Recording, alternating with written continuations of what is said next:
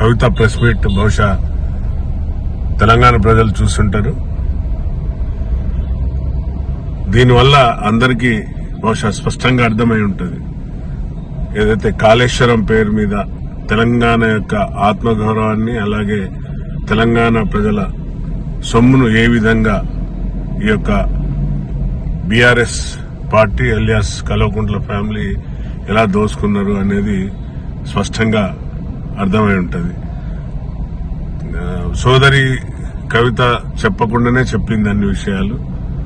So ఒకటి చాలా నిజాలు నిక్కచ్చిగా చెప్పింది. కానీ ఒకటి, మా ముఖ్యమంత్రి గారిని పదే పదే అందులో హరీష్ రావుతోని వారికి ఉన్న సంబంధాలంటూ, వారితో ఉన్న చీకటి ఒప్పందాలంటూ ఒక లేనిపోని మా యొక్క పార్టీ మీద, అలాగే మా యొక్క గౌరవ ముఖ్యమంత్రి పైన నిందలేస్తుంది. ప్రజలు ఇవన్నీ గమనిస్తున్నారు.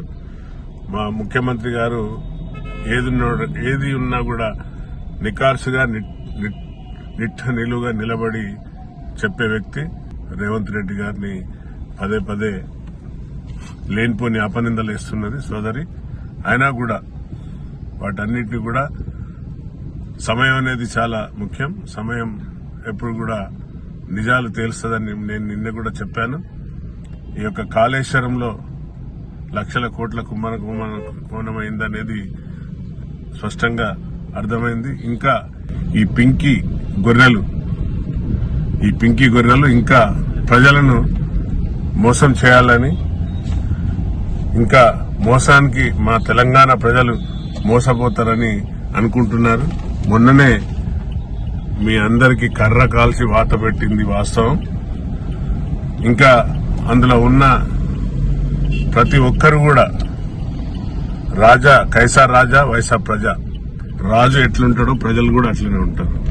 సో రాజును బట్టి ఉన్న కింద ఉన్న పింకి గొర్రెలు కూడా ఏ విధంగా కుంభకోణాలు చేసిండ్రో, ఏ విధంగా తెలంగాణ ప్రజల యొక్క సొమ్మును కాజేసిండ్రో మీరు అందరు గమనించాలి. ఇంకా ఈ పింకి గొర్రెలను ఇంకా తెలంగాణ ఉద్యమకారులని ఇంకా చెప్పుకుంటున్నారు. చాలా సిగ్గుచేటు. ఆ తెలంగాణ త్యాగాల పైన ఎవరైతే మా కిష్టయ్య, మా పోలీస్ కిష్టయ్య, ఒక శ్రీకాంత్ చారి లాంటి యొక్క శవాల మీద పేలాలు ఏరుకొని తిన్న ఈ పింకి గొర్రెలను ఇంకా ప్రజల వద్దకు రానియకండి, తరిమి కొట్టండి. ఇన్ని రోజులు 10 ఏళ్లు తెలంగాణను ఒక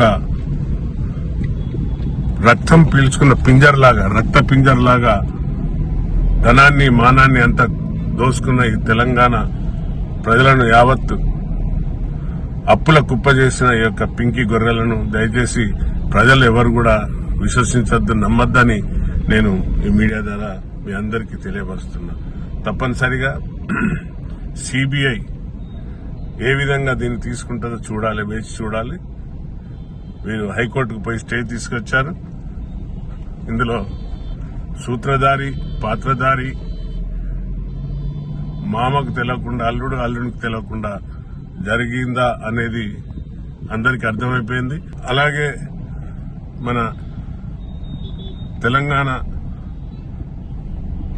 యావత్తు ప్రజలను అప్పుల కుప్ప చేసి బంగారు తెలంగాణ చేస్తామన్న ఈ యొక్క పింకి గొర్రెలు తెలంగాణను అప్పుల కుప్ప మార్చి ఇప్పుడు మన తెలంగాణను కోలుకోలేని దెబ్బలా పడేసిన ఈ పింకి గొర్రెలను ఇంకా నమ్మద్దని నేను చేతులెత్తి నమస్కరిస్తున్నా.